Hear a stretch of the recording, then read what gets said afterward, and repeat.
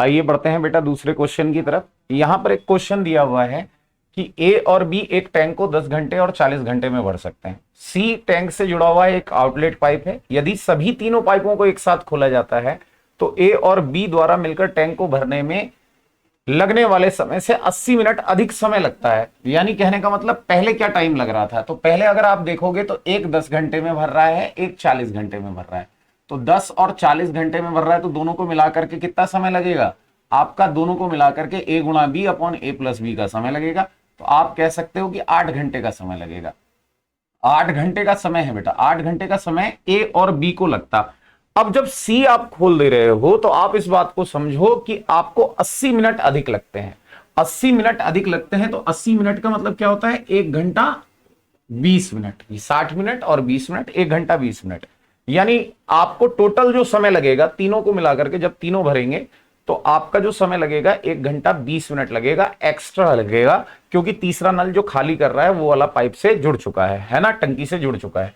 तो 1 घंटा 20 मिनट है जैसे बेटा, तो 1 घंटा 20 मिनट अगर मैं इसमें ऐड करूंगा तो 9 घंटा 20 मिनट हो जाएगा। तो 9 घंटा 20 मिनट को आप इस तरीके से लिख सकते हैं, 20 तिया 60, 9 तिया 27 और एक 28/3।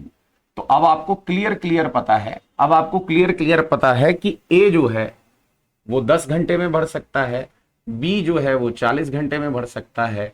ए बी सी के साथ अगर एक आउटलेट पाइप लगा दिया जाए तो इसको भरने में 28/3 का समय लगेगा। अब आपको क्या करना होता है, सबका एलसीएम ले लेना होता है।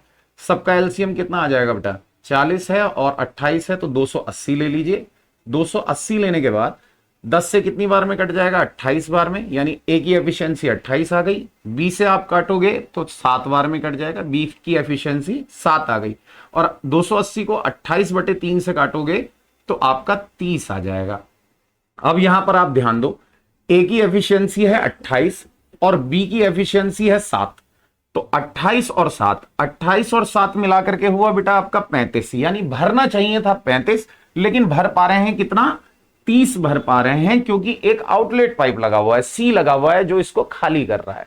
अब सी इसको खाली कर रहा है तो आप मेरी बात को समझने की कोशिश करें कि दोनों का मिलकर के तो 35 हुआ, लेकिन हो कितना पा रहा है, 30 हो पा रहा है। यानी सी जो है वो 5 खाली कर रहा है, सी जो है वो 5 आपका खाली कर रहा है, माइनस कर रहा है, 5 खाली कर रहा है।